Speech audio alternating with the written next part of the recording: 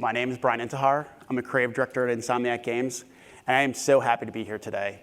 It's kind of fitting to be here with you because it was 11 years ago at GDC of 2008 that I actually got the call that I had gotten the job at Insomniac. I was literally having lunch 2 blocks down the road, second admission, when the call came in. Now, making the move from journalism to game development was extremely daunting, but it was hands down the best decision I've ever made in my professional career. I've been in Insomniac for almost 11 years now, which is crazy. I started out in the community team, and I quickly transitioned into production. And then for the last 4.5 years, I've been a creative director at Insomniac. Now, I can't tell you how thankful I am that Insomniac was the first job I had at the development studio. Before coming to Insomniac, as a journalist, I had done a bunch of stories on them and knew what a great place they had. You know, obviously, they won a bunch of awards, but I can tell you it's even better once you're inside those doors.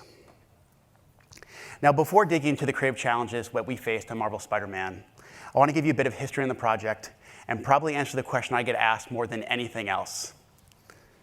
How in the hell did Insomniac start working on a Spider-Man game?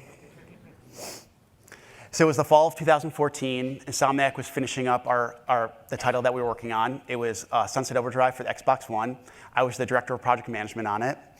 And during the final days, some of our longtime Sony producers were in the office visiting our president and CEO, Ted Price. And during that conversation, they asked Ted, so what would you think about working in a Marvel game? So just coincidentally, I happened to be in Ted's office shortly thereafter. I think I was actually giving him an update if we were going to make our goal date or not, based on how many bugs we had. And he actually relayed the conversation. Ted is a very open individual about the meetings he has. And so I decided to say, you know, I'm just going to answer the question for him. Hell yes, we want to make a Marvel game. And I actually, to this day, this is what I said to him. I go, I would give my right arm to work in a Marvel game. And that's kind of what I did. See, this is actually my arm that the character and rigging team, they scanned for development of our muscle blend shapes on Peter. So when Peter flexes his forearm in the game, that's me. So depending on how you look at it, I did give my arm to work in the game. Or you could say, I'm Spider-Man. Now, one of the great things about working in Insomniac and having a leader like Ted is that he never wants us to work on something we're not passionate about. So at the next company meeting, which was a few weeks later, Ted was giving us an update on what was going to be life after Sunset like and what were some of our possible projects we're working on. And I'll never forget what happened next. Ted simply put up that red brick Marvel logo, that iconic logo, and you could literally hear the whole room gasp. Even though Insomniac had never worked on a licensed IP in its then 20-year history, as some of you know, now we're celebrating 25 years this year, it was the right project at the right time. For starters, we are extremely excited to be working with Sony again and our longtime producers, Connie Booth, Grady Hunt, and Mark Cerny, who had been instrumental in the success of both the Ratchet and Resistance franchises. We also hit it off right away with the new Marvel's Games team, which was led by Jay Ong, who are a super passionate bunch and wanted our help in bringing a new era to the brand. And lastly, Insomniac is full of diehard Marvel fans. We felt confident that we could create something truly memorable, the Marvel game we always wanted.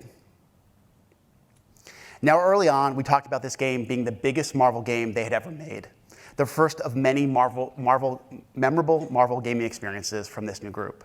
Expectations were going to be high. That's exactly what we wanted to hear. We weren't talking about just making the best Spider-Man game. We literally, from day one, were talking about we want to be a Game of the Year contender. So we had the publisher support, the IP support, and the internal support to move ahead. Now, early on, we had those discussions about which Marvel characters we were passionate about. We talked about a variety of them, and no, I can't tell you which ones we were talking about. But even in that first conversation with Ted, I said to him, we got to do Spider-Man.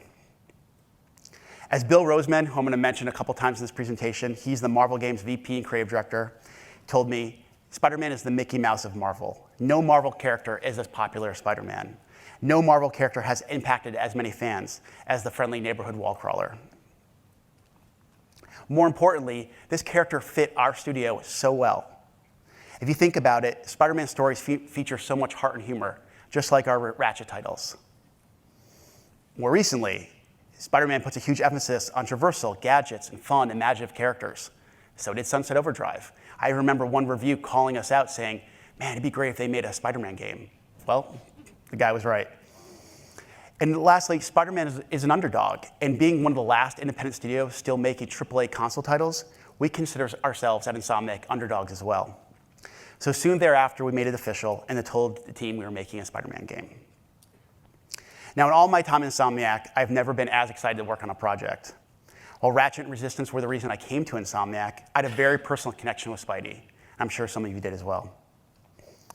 See, I was the kid who grew up in front of watching TV in my Spider-Man underoos. Yes, I actually had them, and watching Spider-Man cartoons. I was the kid when my mom was trying to get some shopping done. The only way she could do it was she would give me my Spider-Man action figure, that actual action figure that can tell you how old I am, and I would actually pretend to swing him from clothes rack to clothes rack while she was getting some shopping done. And then later, I would think about it at night, like, could you really use a web line and swing through New York City? As I got older, I started reading the comics, and to this day, I still anxiously await every new Spider-Man film. So not only was our studio bringing my favorite Marvel character, who just happens to be one of the most iconic characters in all of pop culture, to the PlayStation 4, but we were also aiming to deliver at a quality bar of all the other Sony first-party titles. And as you know from their pedigree, that quality bar is amazingly high. And one more thing, I was going to be the creative director, a first-time creative director. I think our Peter Parker said it the best in our first trailer for the game. No pressure, right? Now, the good news is that 4 years later, Marvel Spider-Man proved to be an extremely successful game for all parties, for Insomniac, Sony, and Marvel. It's already the best-selling Insomniac title in the 25-year history. It's the fastest-selling PlayStation title of all time, selling 3.3 million copies in 3 days, its first 3 days. And I'm really proud it garnered the critical success we were looking for with an 87 Metacritic, and when I made this slide, 140 nominations and 90 year-end awards. And while that's all that great, the sales numbers, the critical success is great, there's nothing more gratifying than seeing the impact it's had on our fans. For example, we were stunned and overwhelmed and didn't ever expect the fantastic images that would come out of players using photo mode. We were both amazed and somewhat shocked by the cosplay the game inspired. Thank you, shirtless Spider-Man. But this was the best. We found out that one of our fans, after playing the game, started volunteering at his aunt's homeless shelter, just like Pete does for his Aunt May. When your game encourages players to be better people, that's truly special. Now, here's another spoiler for you. Making this game was hands down the most difficult, intense, and emotional experience I've ever been through in my professional career. Even though the game being a huge success, we faced our fair share of creative challenges along the way. So today what I want to do is discuss those challenges across 3 separate journeys. First, we're going to dig into the character journey, which will look at the creative challenges that we face working with such an iconic character that's been around for more than half a century. Next up, we'll talk about the game journey, which will detail the creative challenges we face specifically with the narrative. And last, I'll discuss my journey, which will dig into the creative challenges of being a first-time creative director. What I hope you walk away from today's talk with is through our experiences on Spider-Man, you would understand the challenges we faced, how wide we initially failed, and we failed a lot, and the skills and approaches we used to eventually conquer them. Ultimately, I hope you can walk away from today with a better understanding of how you can apply those lessons to your own game, whether it's a licensed IP like Spider-Man, a new IP, or a follow-up to an existing IP. So let's kick things off with the character journey. As many of you know, the Friendly Neighborhood Spider-Man has been around for a very long time across so many different mediums. There's been 55 years of comics, so you can imagine the challenges we had on the story side. 6 standalone live-action movies, and another one on the way in July. 9 animated TV series, and just since 2000, 12 console games. So with a character that's been done so many times across so many different mediums, the challenge we had in front of us was finding that right balance of giving players something new, but also not angering them. And like I said, it didn't take long to fail there. I, as the creative director, assumed everyone was introduced to Spider-Man just like me. They went through these phases. You started out in front of the TV in your underoos watching cartoons. You move on to the comics when you start reading, and eventually you hit the movies.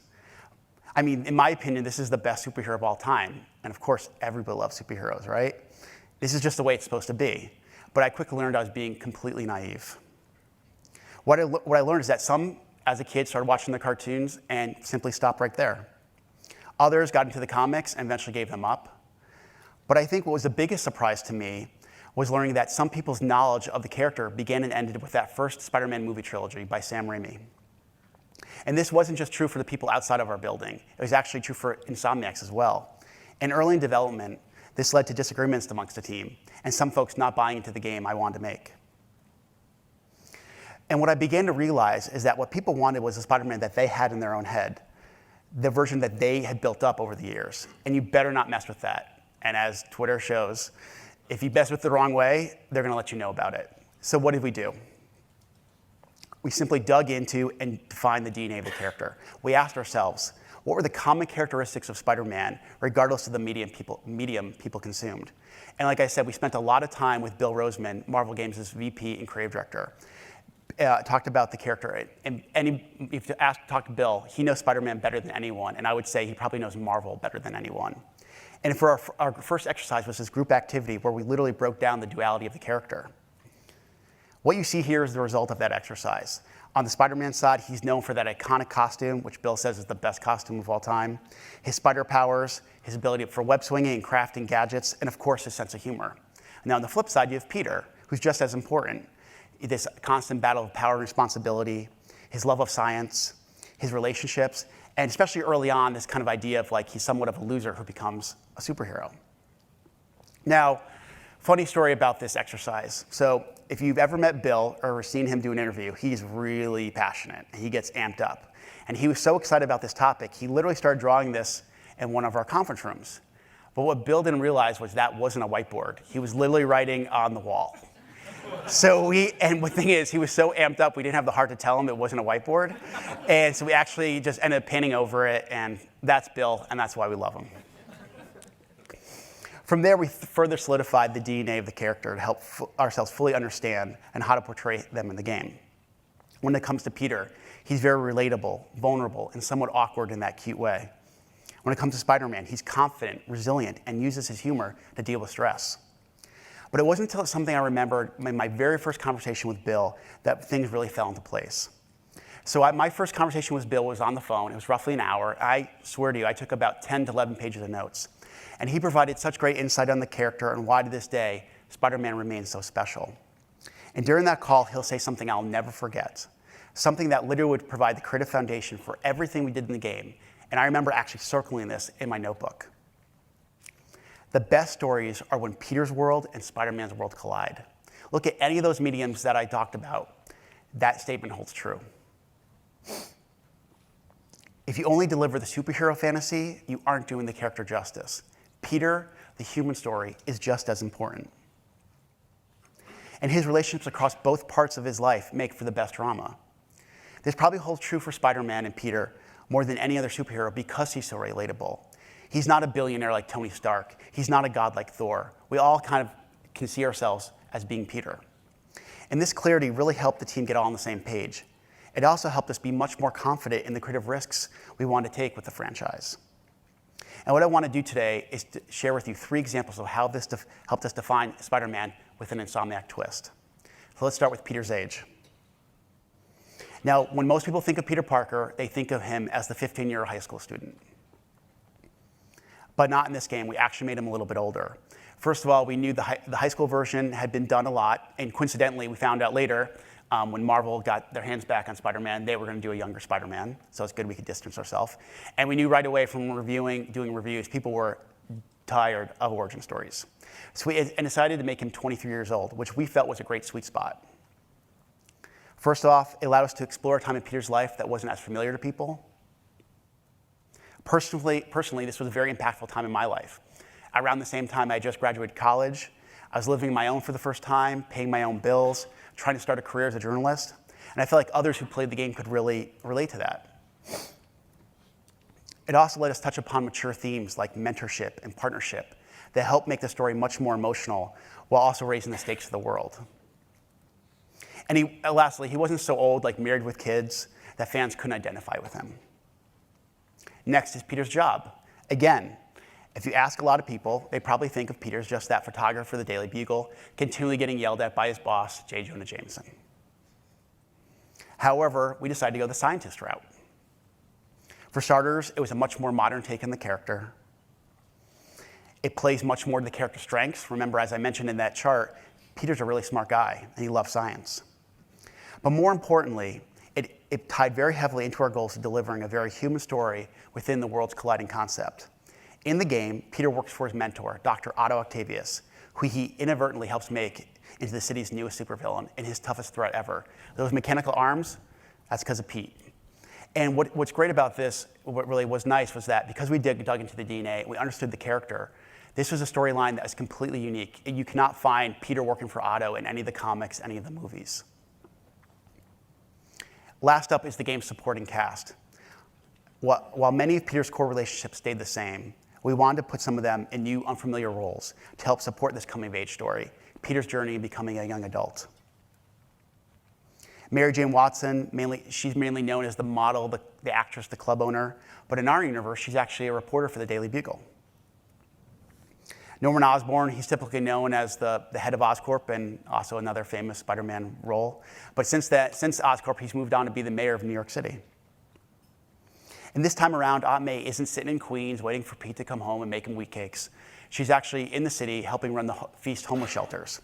And again, this is a great example of how we could deliver the world's colliding concept because the Feast shelter is owned by Martin Lee.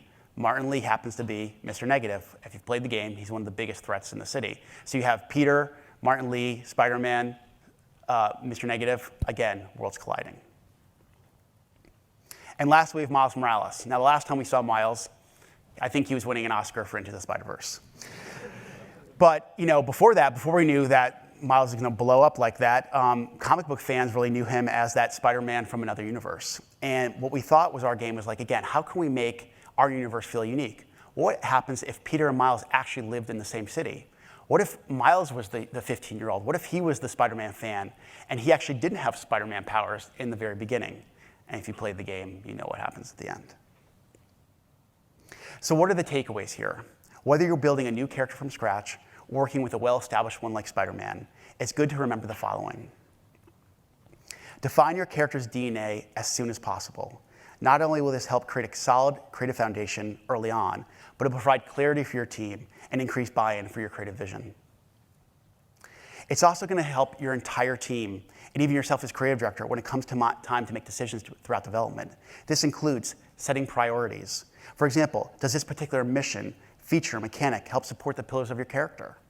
It'll also help you in determining game features, especially when it comes times to choose which ones to elevate, and as we've all had to do, which ones to cut. And I promise, this is going to make your team much more autonomous. They won't be coming to you, consulting the creative director or even your writer about every single choice they're going to make because they're going to know the character as well as you do. And solidifying the DNA of your character will also act as your compass for how big of risks you can take. You'll know how to answer questions like, how much can you change this character from what someone already knows? Can you put this character in this particular scenario? And when they're in this scenario, how will the character act? What decision will they make? As I've detailed today, and especially if you know what we did with one character at the end of Spider-Man, you know we had to answer those questions. And remember, at the end of the day, you're never going to please everyone, and that's totally okay. For example, throughout development, I had a number of people on Twitter message me saying that we ruined MJ by not making her an actress or a model or a club owner.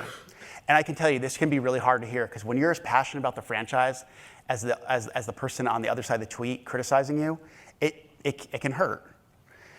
But again, at the same time, I felt very confident that based on the homework we did, the core of the character was still in place, and the change to her profession was the right move for the story we wanted to tell.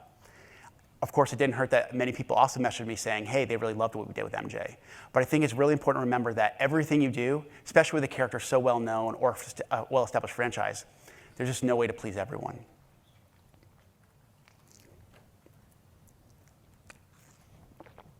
Now, it's one thing to understand the DNA of the character, but it's another thing to actually take that knowledge and put it into the game. When it comes to the game journey, the second journey I'm going to talk about today, it's fair to say that every single department on this project faced that struggle at times. From programming and animation, we knew getting traversal feel right was one of the most important things, if not the most important element of any Spider-Man experience. On the design side, we really wanted to push this idea when it came to combat that Spider-Man was more of this acrobatic improviser, not just another muscle-bound brawler. And And when it came to the UI, with Peter's natural tendencies to create his own tech, we and Marvel art director Tim Sang wanted this idea of more of that homebrew feel to come through in the UI. And the good news is there's several talks at GDC this year that cover a lot of these areas and many more. I really recommend checking them out. But what I want to do today specifically is talk about the challenges we faced on the narrative side of things.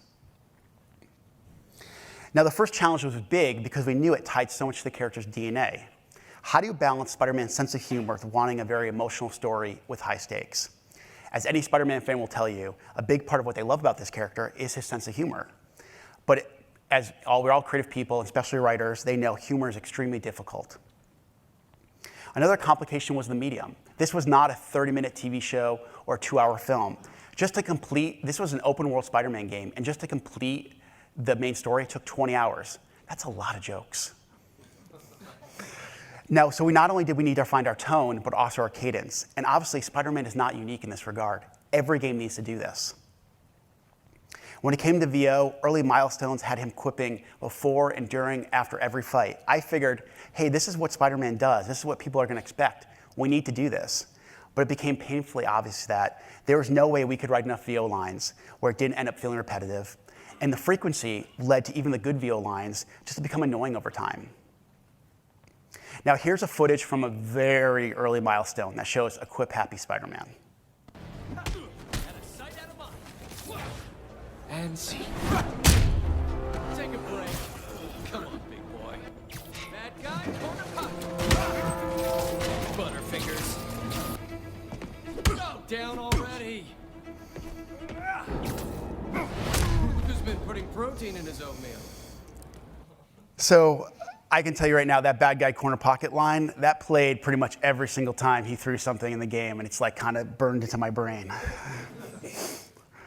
Now, on the cinematic front, we also struggled at times to find that right sense of humor. Our goal was to make Spider-Man very likable, but early on, he could come across as either a wise ass or even a jerk. Now, the scene I want to show you is very early on in Act 2. Peter's trying to track down Mr. Negative. He actually goes over to MJ's house. She's going to help him out. So he's cooking dinner, and this is a moment where MJ really opens up to Peter, confesses that she wants a bigger role in trying to take down Mr. Negative, even wants to be his partner. And right before he answers, something's going on with the food. He runs in the kitchen, and this is how the rest of the scene plays out originally. Now, I want to warn you, this is very early version. There is no facial animation, and the lighting is very temp, so just remember that. Not again.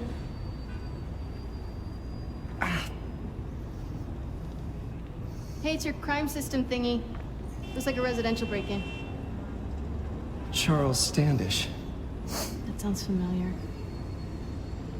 Oh, Oscorp CFO. Wait, you don't think this has anything to do with Lee, do you? I guess he does. So for me, we have this strong emotional moment between MJ and Peter. She's opening up, she's confessing something to him. As soon as he gets his information, he just bails. And to me, this just came across as he's a little bit of a jerk in this scenario. And it really wasn't until we got off the page and really started testing everything in the game that we understood what players were experiencing and what we were trying to achieve. Did we really find our clarity in our tone and voice? This is how we discovered that constant quips during every random combat sequence weren't going to work. But more importantly, this is where we discovered that situational humor written for a very specific moment, was the right approach for our game. For example, early in the game, we have a mission that's basically our tutorial for the crime system. But thanks to our writer, Ben Arfman, he took this rather dry moment in the game and was able to craft something pretty memorable. And with that, Spider Cop was born. From his elevated position, Spider Cop spies his destination, a second surveillance tower. Are you narrating yourself? What? No, of course not. Chief never did understand Spider Cop. Thought he was a loose cannon. Already regretting this.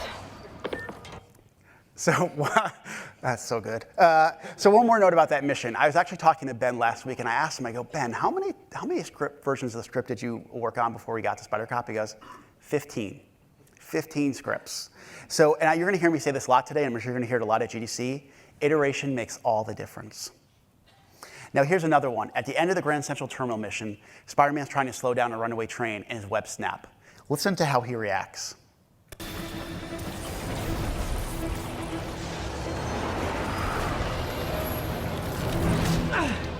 totally worked last time.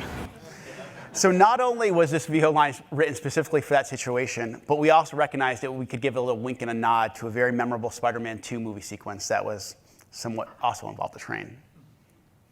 And remember that scene I showed you earlier about MJ's apartment, where he kind of bailed on her like a jerk? Well, the good news is that we were able to go back to that scene, and the writers and animators said, you know, we could just tweak the very end part of it and really increase his likability with some classic Spider-Man humor. And this is how that played out.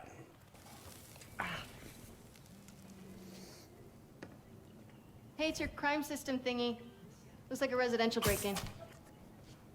Charles Standish. That sounds familiar. Oh, Oscorp CFO.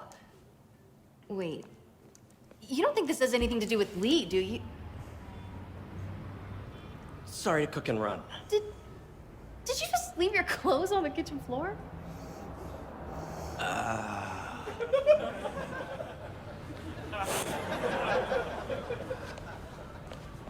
Where do you want me to, Just the couch is fine.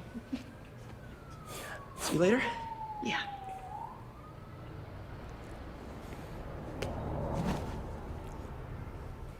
So another thing about that scene I just remembered, the whole walking backwards thing, that was just our actor, Yuri Lowenthal, just doing it on set. It wasn't written. And another thing is just let your actors have fun on stage, and they're going to make it better than ever you wrote it.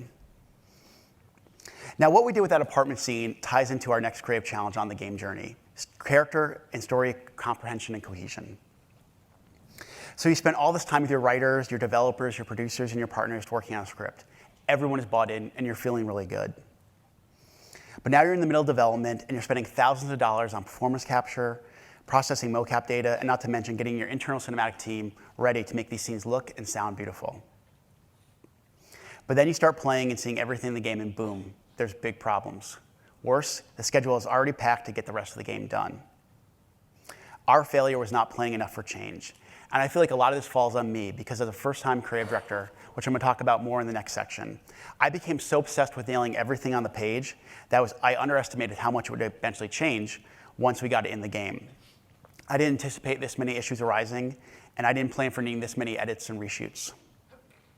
Here are just some of the narrative issues that we found both early on and as late as 9 to 12 months before ship. Act 2 had large gaps with no humor. The Miles Morales character wasn't as likable as we were hoping for. He came across as more of an angry kid. Otto's turn into a villain wasn't as believable as we hoped. And we weren't selling Otto's master plan, his plan to get back at Norman Osborn, well enough. Players couldn't go back and think about and go, oh, that's how that all adds up now. So what did we do? We asked for help. We asked for a lot of help. First off, we had to go to our publisher, Sony, and ask for a lot more performance capture days in order to complete a bunch of reshoots. And now they could have easily said to us, sorry, you got a specific budget, and you got to make do with what you have. I know that happens a lot. But luckily for us, it was the exact opposite. The support we received from our Sony producers to go ahead and make those story changes was unbelievable, and I can't thank them enough. In addition to our publisher, a huge amount of help, as much, came from an internal team.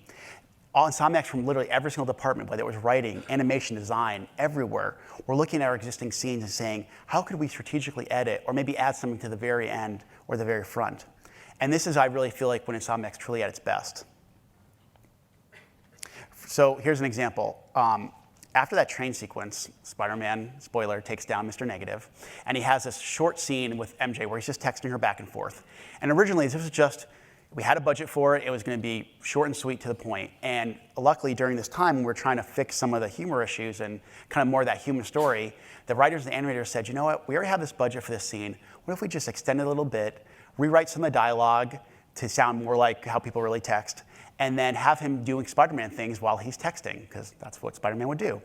And this is, and also, hopefully, this will help address some of the lack of humor criticism. And this is how the scene eventually turned out.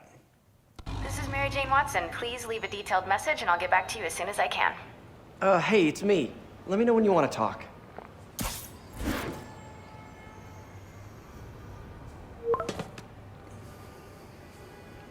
Texting isn't talking?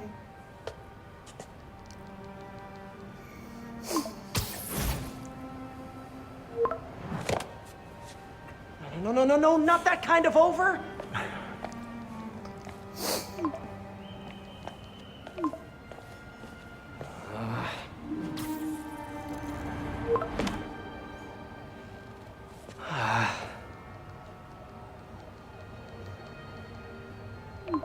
Please say no, please say no. Huh. Okay. And not okay. What is there to figure out?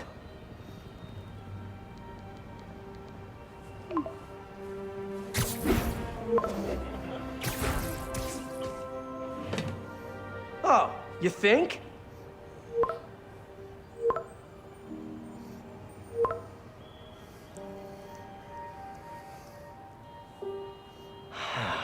Great. And so that scene was never supposed to be like that. It was supposed to be about a 10-second scene, and now that's probably one of my favorite scenes we ever worked on. And that's what I say by, it's something I'll talk about later. Once you hand over a problem to your team, the magic they can make is just spectacular. It's one of the best parts of game development. So when it comes to takeaways, I believe these hold true for new IP and existing one. Go beyond the script and get off the page as soon as possible. It's unrealistic and quite unwise to think that you can script out the whole game and just go ahead, shoot, and record it. Continuous iteration and place testing is how you'll discover the correct tone for your game, the right cadence for humor, and see if the overall story is clicking for players. This is going to sound obvious, but have as many people play the game as much as possible. Play test internally, externally. If you have the availability of usability labs, user research, take advantage of them. And also, don't be afraid to get story feedback when you have really early builds. When it's your own developers recording scratch VO. It's when you're using, your Maya Playblast as cinematic stand-ins. You can find it a lot, even when you don't have all the bells and whistles of a shippable, polished game. And something I believe holds true for not just Spider-Man, but for any game, situational humor is more effective than jokes. A little of the latter can make a big difference. And lastly, something I talked about was schedule and plan for change. We were really, really fortunate to have that support from Sony, but we know that's not realistic in every situation. Some games have very tight budgets, and that's what they have to deal with. So something I kind of thought about as a post-mortem for this game was things that you can do from a production side to help deal with change. Early on, block out unknowns in the schedule. I know the instinct is to plan out everything to the last hour and the last resource, especially when you have someone like me as a creative director who's going, it's gonna all fit, right? It's gonna fit. We're gonna go get this story done, right? But in reality, no one can predict, even a former producer, now a creative director, how much stuff you're gonna have to need to address, how much stuff you're gonna have to change. So really hedge your bets. And more importantly, and this is especially for the producers in the crowd, hold on to those unknowns for dear life. Don't start filling them in all of a sudden when the scope of the game gets bigger. More often than not, as I mentioned, things aren't gonna go as planned and something will slip or something in the story will change. Do whatever you can to not eat into unknown block. And while your CD may be irritated at first, and you may have some tough discussions about scope, I can promise you that they will thank you down the road. And I just have to remember that in my next project. And if things are going wrong, own up to it as soon as possible. One of the worst things you can do is let your production partners be the ones pointing out the problem. Bring them into the fold as early as possible to help you right the ship. Delaying that inevitable conversation will only make things worse.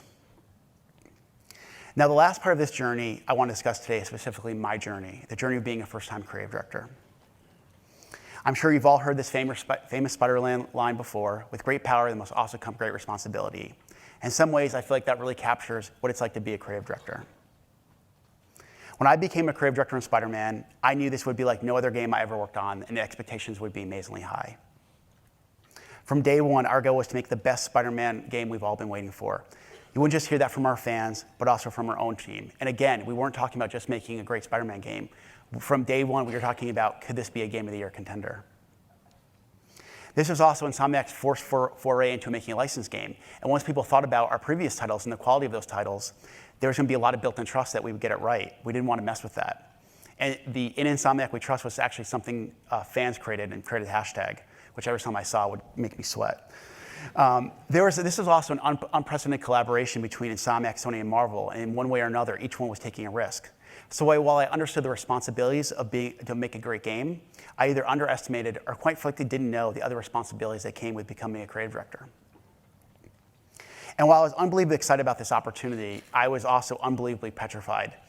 Early on, I was asking myself questions like, So I came from a production background. Would the team believe I could be a creative director?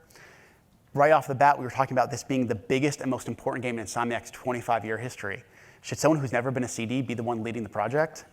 And this is something I seriously asked myself and even talked to my wife about was, what if I go down as the person who screwed up Spider-Man? Will I even have a career after this? So as excited as I was to be working with one of my childhood heroes, I was also petrified and worried that people would figure out that I wasn't the right person for the job. I'm sure you've also heard the phrase, fake it till you make it. That did not work for me at all. And it started really early in development. I remember one of our first project meetings with Sony, we were just really high-level talks. And for some reason, I was off that next day, and I called Ted Price, our president, and I said, hey, Ted, how do you think it went? And he goes, could have gone better. And I was like, oh, well, could you tell me more? And he started mentioning all these things that happened, like I was interrupting pretty frequently. I wasn't open to ideas, especially when we were very early in the brainstorming phase, and other things. And this really, really blew me away. And because I don't think of myself as a very rude or closed-minded person. I don't think so. And I remember I was driving home the Pacific Coast Highway. My sister was actually in town. I was visiting her. And I started to realize that after talking to Ted I was trying to show Sony that I was confident in my ability to do the job. It actually came across as cocky and as somewhat of a know-it-all. And this really shook me. And what happened next in some ways was even worse. During the next few meetings with Sony, I actually became very hesitant and was constantly concerned that what I was going to say next. Result, I was so worried about offending someone, whether it was Sony or even a fellow Insomniac, that I didn't come across as a leader with a strong vision. Again, I wasn't in a very good place. Now, on this game, I was very fortunate to have Mark Cerny as one of my Sony producers. Mark is an industry veteran who's been involved in several previous Insomniac titles. And aside from his producer duties, Mark pretty much became my mentor. I remember one day early in the project, he asked me to go out to lunch. It was almost like he could sense someone was off. And during that conversation, we talked a lot about the industry, the role of being a creative director, other CDs he worked with, and he's worked with some really talented people. And he emphasized to me that I had to find and develop my own approach to leading this project. So I thought a lot about what Mark said, and what I began to realize was that I had this fear of this overwhelming feeling that I had to have everything figured out about the game before anyone ever asked the question, again, because I doubted myself. And now, sure, all creative directors need that strong vision of a game, which I believe I did, but you also need people around you to help cultivate that vision, perfect that vision, thus giving you confidence to sell to a larger group. What I needed to find was my leadership team. And that's exactly what I did. I began leaning on folks like Ryan Smith, our game director, who's pretty much been my partner in crime for the last decade. And I joke, but it's true, and he hates I say this, but I'm going to say it anyway. He pretty much taught me how video games were made, along with Doug Sheehan. Jacinda Chu, our art director, who I had the utmost confidence could help define our visual style for our world and characters. John Paquette, our lead writer, who is probably the most patient person I've ever worked with, and one of the best collaborators any creative director could ask for. And then there's Bobby Coddington, our animation director, who no challenge is too big for Bobby. And what I loved about him was that he would push me as hard as he would push his own team to make something incredible. And then there's Scott Mahalik, our lead project manager. And I've known Scott since he was a teenager when we worked together at GameStop. And to tell you how old I am, it was called Software Etc. back then. And what was great was he was always looking at the game from two perspectives. Of course, what we need to get done to ship the game on time. But because he was such a big gamer, and I valued his opinion as a gamer, he was also helping provide guidance on decisions that would make the game qualitatively better. These people and several others who became part of my leadership team, like Doug Sheehan, our lead programmer, and Cameron Christian, our lead designer, are who I leaned on to help perfect this vision and make me feel much more confident in the creative direction of the game. Now, the next creative challenge of my journey was collaborating with multiple stakeholders. Most projects have two, your developer and your publisher. But us, we had a third, Marvel Games. Now, on the positive side, all three groups were extremely collaborative and shared a common goal to make the best game possible. And as you might expect, we received a lot of feedback from the game from Sony and Marvel. And sometimes there were differing opinions. And that's not unusual. If you come to Insomniac and you put three people in a room, I can guarantee you they're going to disagree on things. And that's normal. That's what eventually makes things better. That's game development. But here's where I failed, and I failed miserably. Hands down, the biggest failure I had on this project. When issues were brought up by our executive team, Sony and Marvel, I routinely would go in a room, either by myself or with one or two people, and try to solve the problem. I would rarely bring it to the larger team. In my mind, I was protecting them. Like I said, we were talking about this being the biggest game Insomniac ever made. They already had so much work. They already had a lot of stress. I didn't want to burden them with something else. But I quickly learned I was actually doing the complete opposite. I was actually alienating myself from the team. They would make jokes like, oh my God, it's been like a month since you've been back at your desk. And I learned, quite frankly, I was pissing them off. So during development on Spider-Man, we actually had an offsite leadership meeting where all the execs, the leads, and directors came together.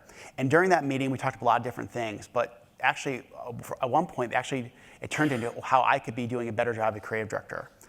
And after 2 hours and taking a lot of pages of notes, it kind of felt like this.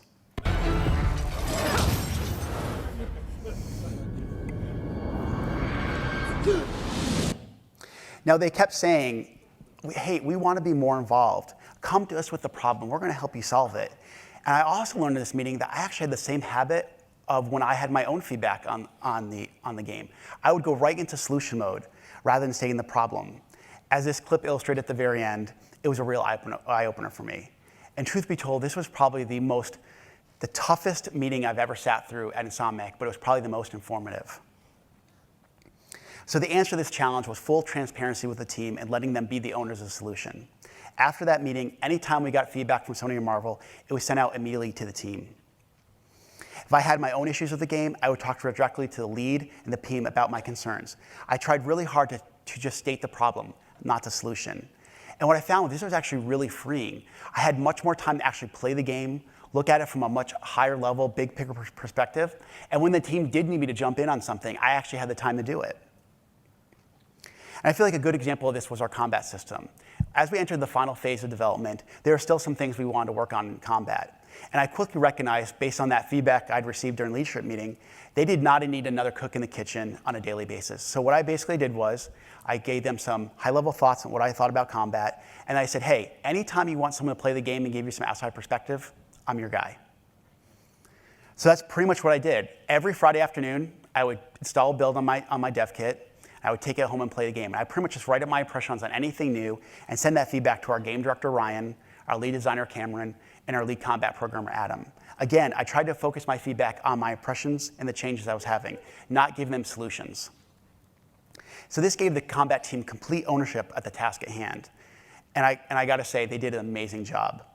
And it sounds like really easy right now, but I still struggle with this every single day. State the problem, not the solution. And of all three journeys we talked about today, this is probably easily the most painful to look back on. But I hope this is a section that all aspiring creative directors can keep in mind and learn from my mistakes. And remember, even as a creative director, it's okay to have fears, doubts, and insecurities, but don't let them overwhelm or consume you. Find people to help you improve and be more confident in your vision, even if that equates into some tough love. Be transparent with your team. Don't try to be a superhero and overprotect them. It will most likely backfire and lead to a very uninspired team. So share feedback from your production partners whenever you receive it, and then hand over the problem to your team. Get them invested in coming up with a solution. I will bet you, more often than not, what they deliver will be better than anything you can imagine. That's one of the magical parts of game development. Now, I know there's some Insomniacs in the crowd today, and they know I like to end my presentations with one more thing, so I figured I'd keep that trend going today. I want to tell you guys a story about in the final moments of development. We were about 6 weeks away from Gold. It was after E3, and I was in a room reviewing the final boss fight in the game, Pete versus Otto. Now, this was hands down the boss fight that went through the most iteration. A lot of restarts from both narrative side, design side. But I remember in that moment, even with little bugs here and there, some lighting issues, some sound effect issues, I remember like sitting in the middle of the room, people like flanked around me, and I had this giant smile on my face. And I even think someone said like, why are you smiling? And because in that moment, I said to myself, this was the perfect collision of Spider-Man and Peter's worlds colliding. In that moment, I saw everything finally coming together. The writing, the music, the animation, all were elevating the stakes and the emotion of that moment. In that moment, I saw the team had not only created a great superhero adventure, but also a memorable human story, something we were pushing from day one. And in that moment, I started to realize, maybe for the first time, that the team had faced and overcome our creative challenges. As I mentioned earlier, this was a coming-of-age story for Peter, but honestly, it was one for me as a creative director. Like Pete, this game presented me with a number of challenges. I suffered a lot of failures, as I say. But eventually, thanks to a number of people at Insomniac, Sony, and Marvel, we developed different strategies on how to conquer them. In the end, it's just like Peter relying on MJ, Miles, and Aunt May to help him fully realize his potential. As you return to your own studios to continue work on your current projects, I hope my talk today can help you overcome some of the challenges you're either currently facing or will face in the months and years ahead. Thank you so much for coming here today, and I hope you enjoy the rest of your stay.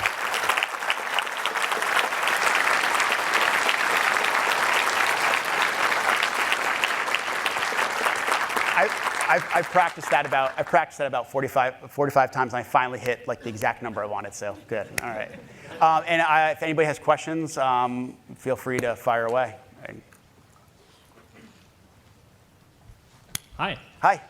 So I have to ask, with the release of Into the Spider-Verse, when you watched it, was there anything that you were like, dang it, we should have done that? I think just more admiration for what they did, from the art style to the banter between all the characters. Mm-hmm. I think they just took some big creative risks. I know, thinking about how many playable characters we had and all the different Spider-Man. When I heard about they were doing the idea of Spider-Verse, I was like, how are they going to juggle and make sense of that? Because it's a kind of a complicated storyline, especially if you've read the comics. But I think what was amazing is they took that complex situation and made it very, very simple to understand. And again, I think what's great about that story is, again, you have that great superhero action, but at the end of the day, it's a very human story about Miles and learning to be a superhero. All right, thanks. You're welcome. Oh, I'm going to go that way. All right. So we've heard a lot about the heroes of the game today, but I'd like to talk a little bit about the villains. What were some of the biggest creative challenges introducing the Sinister Six? A lot. I probably would say, one thing I didn't talk about in this talk, but we probably spent as much time, if not more, on getting the villains right. Something we talked about is we wanted them to be the heroes of their own story. And that's why we spent so much time with Otto.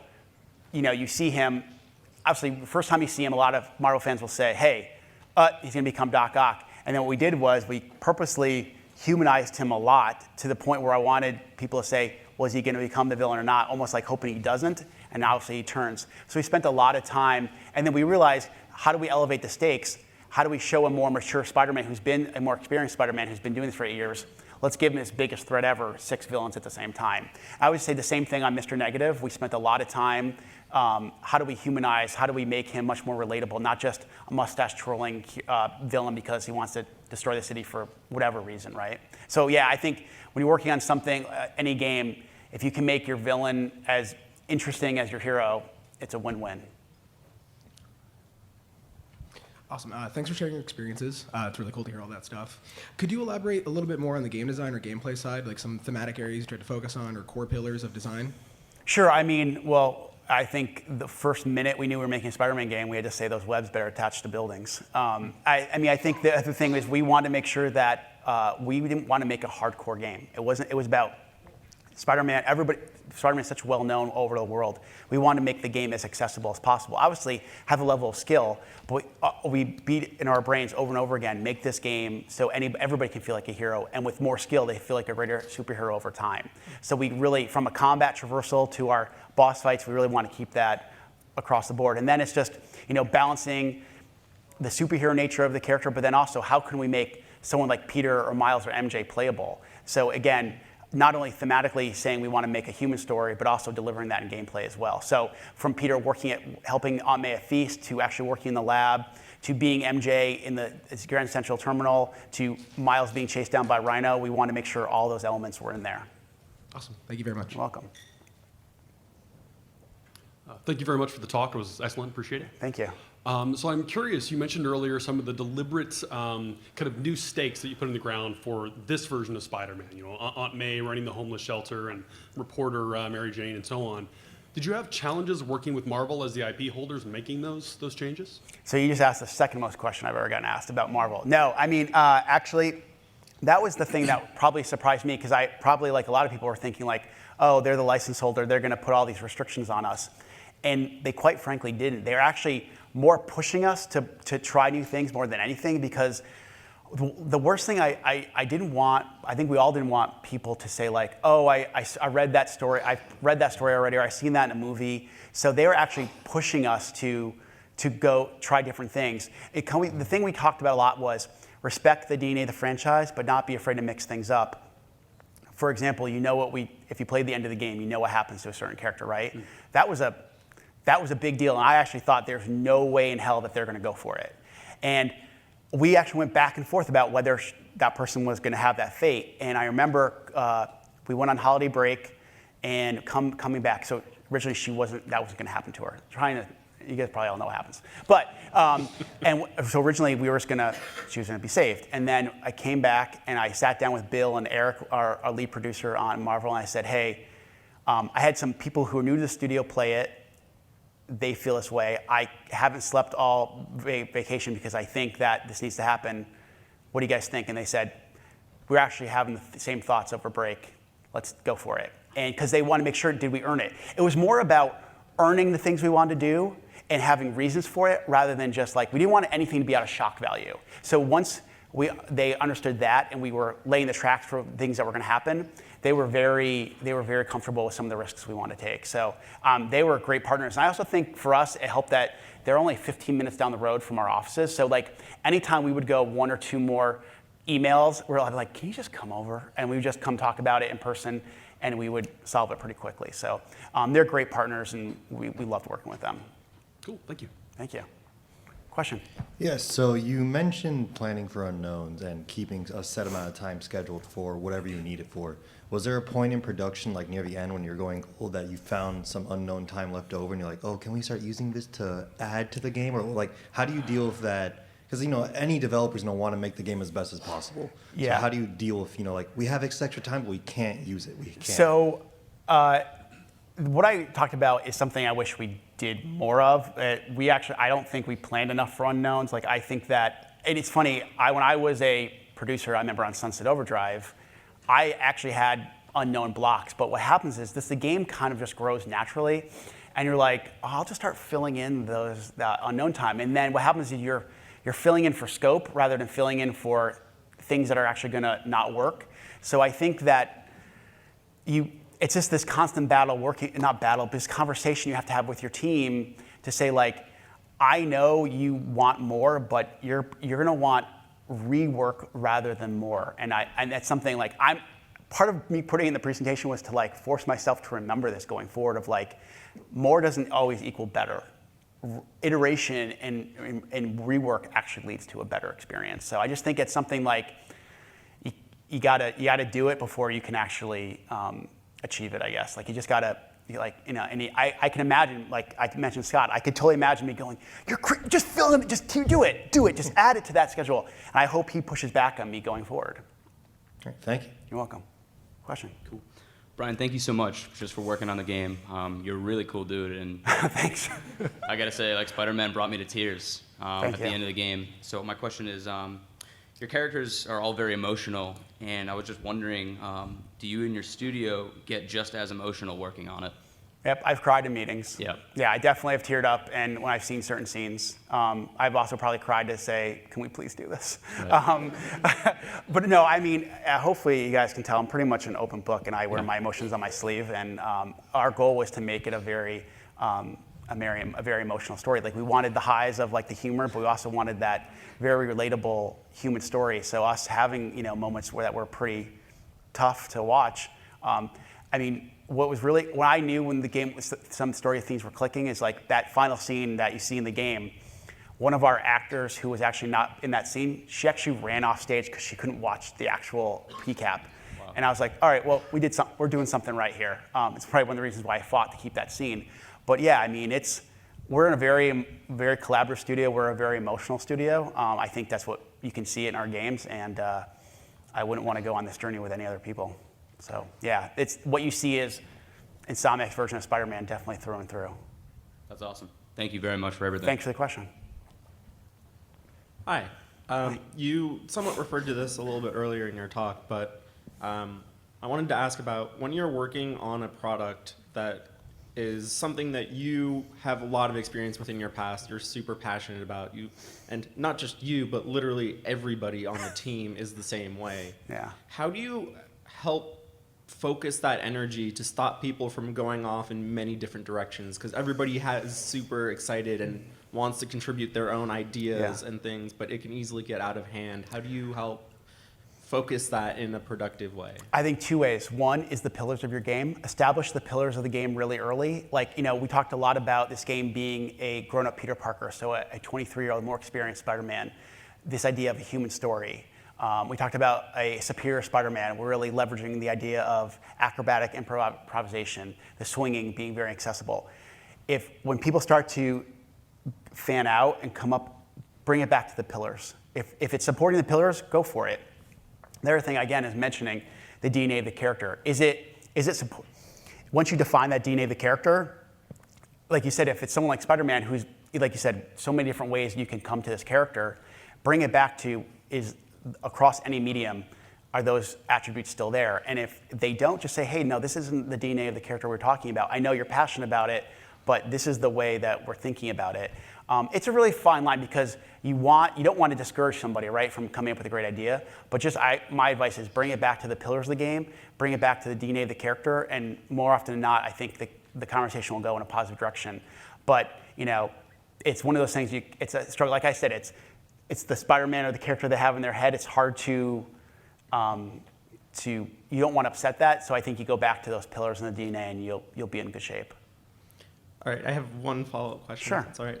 How do you get people aligned behind those pillars and that DNA that you've established? Because you stand in front of a microphone and you go, "This is the way we're making the game." No, I mean, I think if they see how passionate you are and they understand that you believe in the character and you're passionate about doing it right, that they will follow. And then also, like I said, because when I pitched the game originally, right, like there are so many things I didn't know what was going to happen. So making them invested in coming up with how we can solve it, how we can bring this character to life through the story, through the missions, through the world. And once you give them ownership of it, they're much more invested to be part of that team. So I just bring them into the fold as much as possible to solve those problems that you will eventually face. Thank you. Yep. Over there. Hi. So you've talked about creative and character pillars a lot. And how it's really important to stick to them and evangelize them throughout the project. Were there any pillars that you had to make major pivots on or change or abandon as you went through? Yeah, I think one of the pillars at the end of the game, at the beginning was a city with a mind of its own. We wanted to push more of some of the world systems that we had, and we just, at the end of the day, had to make choice on priorities and scope. And we knew right away that we wanted to make a superhero that felt really good from a combat traversal standpoint. We wanted this very human story. We just said, hey, this is where we're going to put our emphasis right now, and some of the world elements may not be part of that original vision. So, we still put a lot of time, and I'm really proud of the things we did put in our world.